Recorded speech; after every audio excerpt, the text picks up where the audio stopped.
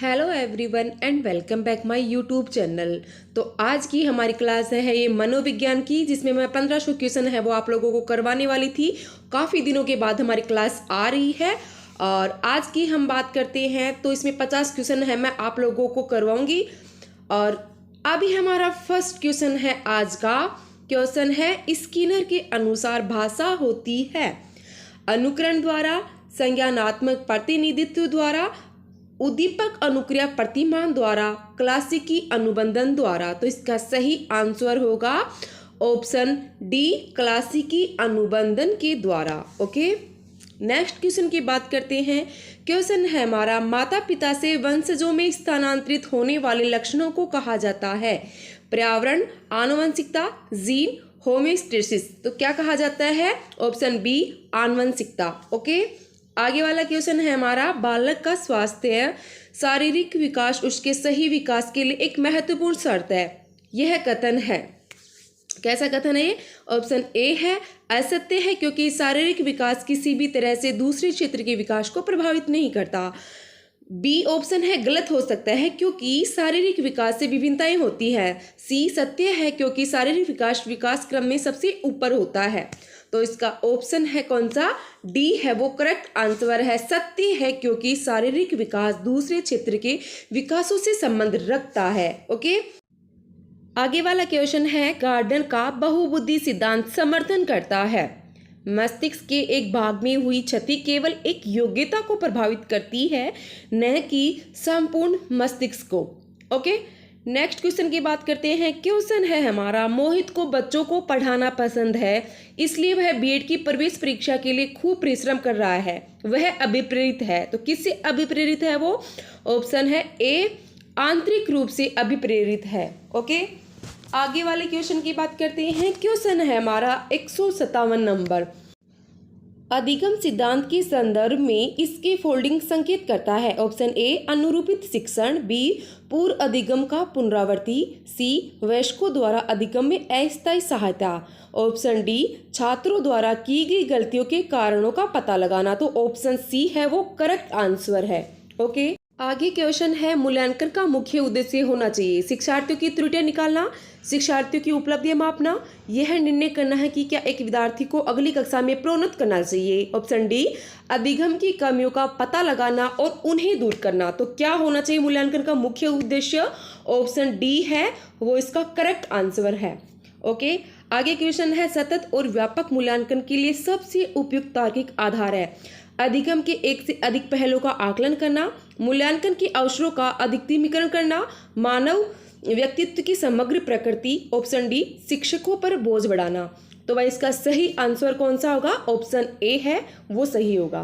Okay, आगे question हमारा, एक अच्छा अध्यापक विद्यार्थियों के मध्य बढ़ावा देता है। तो किसका देता है? प्रतियोगिता की भावना का, सहयोग की भावना का, प्रतिद्वंदिता की भावना का, तटस्थता का। तो किसका देता है? सहयोग की भावना का। ओके, आगे बात करते हैं, आधुनिक शिक्षण की अधिगम प्रक्रिया में शिक्षक की भूमिका है सीखने हेतु एक अच्छे सुलभकर्ता की, बच्चों को गणित, विज्ञान और भाषा सिखाने की, बच्चों को मूल्य आधारित शिक्षा देने की, ऑप्शन डी, बच्चों को सभी कुछ पढ़ाने की। तो क्या है इसका सही आंसर? ऑप्शन है इसका ए है वो करेक्ट आंसर है, सीखने हेतु एक अच्छे सुलभकर्ता की। ओके, आगे वाले क्वेश्चन की बात करते हैं। एक शिक्षिका अपनी कक्षा को प्रतिभाशाली बच्चों की योग्यताओं की उपलब्धियां चाहती है।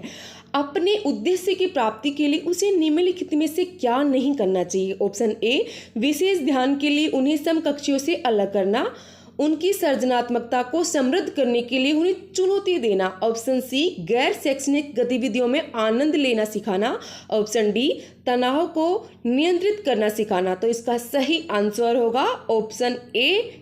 ओके, आगे क्वेश्चन की बात करते हैं। क्वेश्चन है हमारा, मानव व्यक्ति परिणाम है पालन पोषण और शिक्षा का, आनुवंशिकता और वातावरण की अंतःक्रिया का, केवल वातावरण का, केवल आनुवंशिकता का। तो केवल जहां भी ऑप्शन में दिखे वो कट कर देना, वो कभी सही नहीं होता। तो भाई ऑप्शन बी है वो इसका करेक्ट आंसर होगा। ओके, आगे वाले क्वेश्चन की बात करते हैं। कक्षा में जो विद्यार्थी प्रश्न पूछते हैं उन्हें लगातार प्रश्न पूछने के लिए प्रोत्साहन करना चाहिए। सही बात है। ओके, आगे बात करते हैं हम, शिक्षा की किंडरगार्टन पद्धति का प्रतिपादन किसने किया?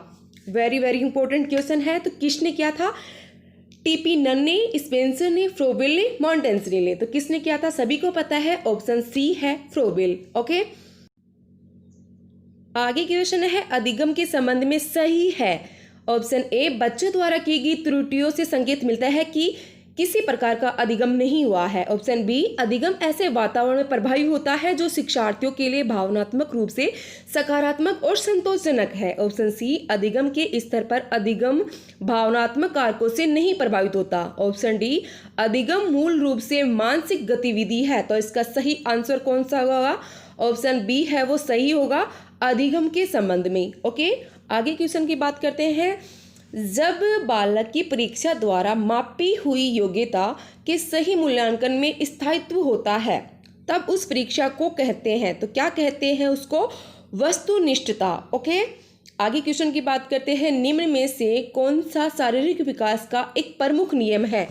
ऑप्शन ए है मानसिक विकास से भिन्नता का नियम, अनियमित विकास का नियम, द्रुतगामी विकास का नियम, कल्पना और संवेगात्मक विकास से संबंध का नियम। तो इसका सही आंसर कौन सा होगा? ऑप्शन सी है वो इसका करेक्ट आंसर होगा, द्रुतगामी विकास का नियम। ओके, आगे क्वेश्चन है हमारा। निम्नलिखित में से कौन प्रारंभिक बाल्य अवस्था अवधि के दौरान उन भूमिकाओं एवं व्यवहारों के बारे में जानकारी प्रदान करते हैं जो एक समूह में स्वीकार्य हैं?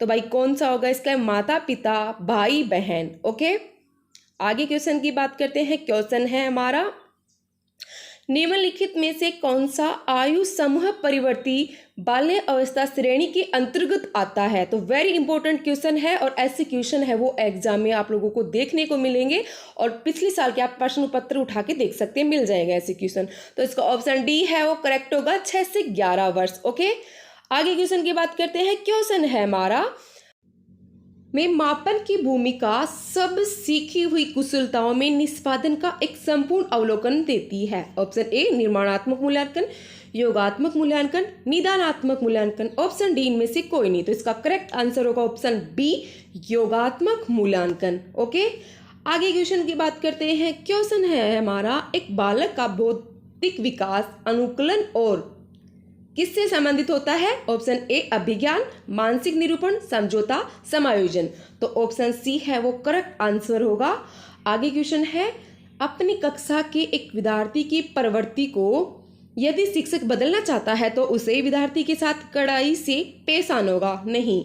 ऑप्शन बी है, कक्षा के अन्य विद्यार्थियों को उसे न जानने योग्य दूरी बनाए रखने के लिए कहना होगा। ऑप्शन सी, उसके समूह के सभी सदस्यों की प्रवृत्ति बदलनी होगी। ऑप्शन डी, विद्यार्थियों को पढ़ने के प्रति प्रेरित करना होगा। तो इसका सही आंसर कौन सा होगा? Option C. Okay, Bhatia battery का प्रयोग निम्न में से किसके परीक्षण हेतु किया जाता है?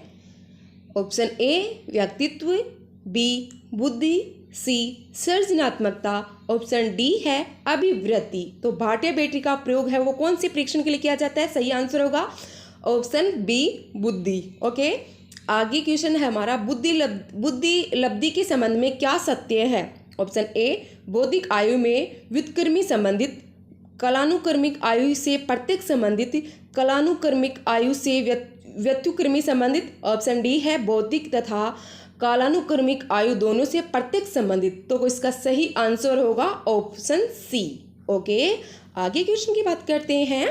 बुद्धि का तरल मौजिक मॉडल किसने दिया? वन लाइनर क्वेश्चन एग्जाम में पूछ लेता है। Cattell, Guilford, Thurstone, Spearman. तो क्या होगा इसका? Option A, kettle. ओके, आगे बात करते हैं। क्वेश्चन है हमारा, संबंध प्रतिक्रिया सिद्धांत में पावलोव ने प्रयोग किया, तो भाई किस पे किया था? ऑप्शन ए, बिल्ली, कुत्ते, बंदर, चूहे। तो पावलोव ने किस पे प्रयोग किया था? सभी को पता है, ऑप्शन बी है, कुत्ते पे प्रयोग किया था पावलोव ने। ओके, आगे बात करते हैं। कौन से क्वेश्चन की बात करते हैं? आगे हमारा 178 नंबर क्वेश्चन है, ग्रेड अंकों से कैसे अलग है? यह प्रश्न निम्न में से किस प्रकार के प्रश्नों से संबंध रखता है? तो किस प्रकार के प्रश्नों से संबंध रखता है ऐसा? ऑप्शन ए है विश्लेषणात्मक। ओके, आगे क्वेश्चन की बात करते हैं। निम्नलिखित में से कौन सा प्रतिभाशाली छात्र के लिए उचित प्रदत्त कार्य है?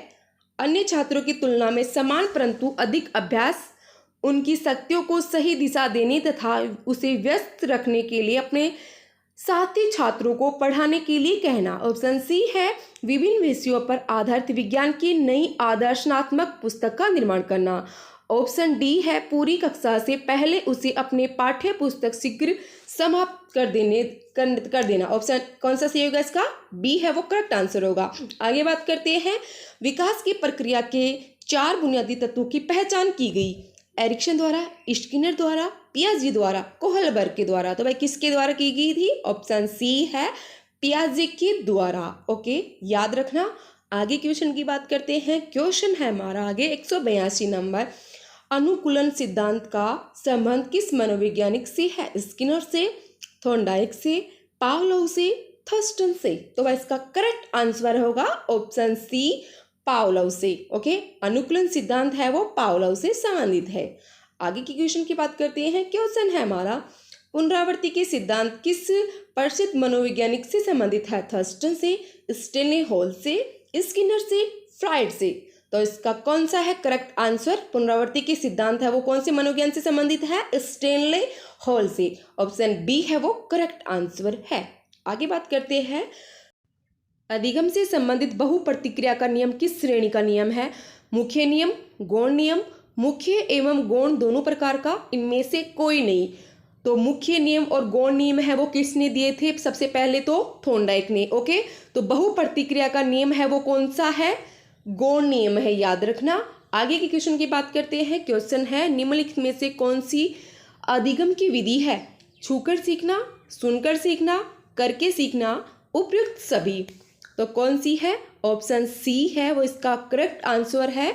करके सीखना है वो अधिगम की विधि है। ओके, आगे क्वेश्चन की बात करते हैं। निम्नलिखित में से आदत होती है? संवेदनात्मक क्रिया, मूल संवेगात्मक क्रिया, सी पूर्व अनुभवों की पुनरावृत्ति, ऑप्शन डी उपयुक्त सभी। तो इसका सही आंसर होगा ऑप्शन सी। ओके, आगे क्वेश्चन है हमारा, प्राइमरी मेंटल एबिलिटीज नामक पुस्तक के लेखक हैं? Thorndike, Thurston, Skinner, crow and crow.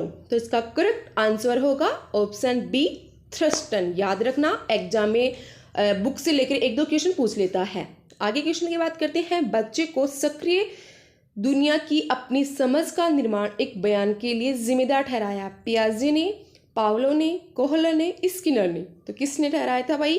पियाजे ने, याद रखना। आगे क्वेश्चन की बात करते हैं। क्वेश्चन है हमारा, दृश्य की कमी के साथ बी ग्रेड के एक छात्र को होना चाहिए। तो दृश्य की कमी है तो कौन सा होना चाहिए? ऑप्शन सी, ऑडियो सीडी के माध्यम से कक्षा में सामान्य इलाज और सहायता प्रदान की। ओके, आगे वाले क्वेश्चन हमारा, गेस्टाल्ट संप्रदाय का जन्म किस देश में हुआ? इटली में, जर्मनी में, अमेरिका में, जमैका में। तो भाई किस में हुआ? ऑप्शन बी है जर्मनी में। ओके, याद रखना। आगे क्वेश्चन की बात करते हैं। समग्रवाद में मुख्य रूप से ध्यान दिया जाता है अंश पूर्ण से की ओर, एक तरफ के अंश की ओर, पूर्ण से अंश की ओर, बीच की ओर। तो समग्रवाद में ऑप्शन सी है, पूर्ण से अंश की ओर ध्यान दिया जाता है। आगे है हमारा क्वेश्चन, कौन सा संप्रदाय मनोविज्ञान की चेतना का विज्ञान मानता है? प्रकार्यवाद, संरचनावाद, समग्रवाद, व्यवहारवाद। तो भाई इसका सही आंसर होगा ऑप्शन बी, संरचनावाद। आगे क्वेश्चन है, निम्नलिखित में से जेबी वॉटसन ने मनोविज्ञान के किस संप्रदाय को मन रहित मनोविज्ञान की संज्ञा दी? संरचनावाद को, प्रकार्यवाद को, व्यवहारवाद को, समग्रवाद को। तो जेबी वॉटसन ने मन रहित मनोविज्ञान है वो किसे कहा था? ऑप्शन सी, व्यवहारवाद को। आगे क्वेश्चन है, स्थानीय इतिहास के लिए सबसे अधिक उपयोगी शिक्षण विधि है? क्षेत्रीय भ्रमण विधि, पर्यटन विधि, प्रयोगशाला विधि, उपयुक्त सभी। तो इसका सही आंसर होगा क्षेत्रीय भ्रमण विधि। ओके, नेक्स्ट क्वेश्चन है, सामाजिक अध्ययन का सबसे अधिक महत्व किस में होता है? सामाजिक गतिविधियों में, सामाजिक मूल्यों के विकास में, सामाजिक नियमों में, सामाजिक सुधारों में। तो भाई इसका करेक्ट आंसर होगा ऑप्शन बी, सामाजिक मूल्यों के विकास में। ओके, नेक्स्ट क्वेश्चन की बात करते हैं। प्रजातांत्रिक मूल्यों एवं सिद्धांतों का अनुसरण कौन सी विधि करती है? समाजमिति विधि, वाद विवाद विधि, सामाजिक अध्ययन विधि, ऑप्शन डी, उपयुक्त सभी। तो इसका करेक्ट आंसर होगा वाद विवाद विधि। आगे है, सामाजिक अध्ययन को पढ़ाने की प्राथमिक कक्षाओं में सर्वाधिक उपयुक्त विधि कौन सी है? कहानी विधि, वाद विवाद विधि, समाजमिति विधि, उपयुक्त सभी। तो कौन सी है? प्राथमिक कक्षाओं के लिए कहानी विधि याद रखना। आगे क्वेश्चन की बात करते हैं। थर्ड क्वेश्चन हमारा, छात्रों को उनके वर्ग के आधार पर विभिन्न समूहों में वर्गीकरण की प्रवृत्ति उन्हें आत्मसम्मान को और उनके शैक्षणिक प्रदर्शन को है तो क्या करती है? बढ़ाती घटाती है, बढ़ाता है, घटाता है, घटाता प्रभावित नहीं करता। तो ऑप्शन डी है वो करेक्ट होगा। क्वेश्चन ठीक से समझ लेना। ओके, आगे क्वेश्चन की बात करते हैं। अपनी व्यक्तिगत पहचान बनाने के लिए बच्चे को निम्नलिखित में से स्वयं को क्या समझना चाहिए? बच्चे, मशीन, मनुष्य, परिपक्व व्यक्ति। तो इसका करेक्ट आंसर होगा ऑप्शन सी, मनुष्य। ओके, आज का लास्ट क्वेश्चन है हमारा, बालकों की सोच अमूर्तता की अपेक्षा मूर्त अनुभवों एवं प्रत्यों से होती है। यह अवस्था है 7 से 12 वर्ष तक, 12 से वर्ष तक, 2 से 7 वर्ष तक, जन्म से 2 वर्ष तक। तो इसका सही आंसर होगा ऑप्शन ए, 7 से 12 वर्ष तक। ओके दोस्तों, आज की क्लास को हम यहीं पे समाप्त करते हैं। आई होप आप लोगों को मेरी क्लास अच्छी लगी होगी। ऐसे ही वीडियो पाने के लिए मेरे चैनल को सब्सक्राइब करें।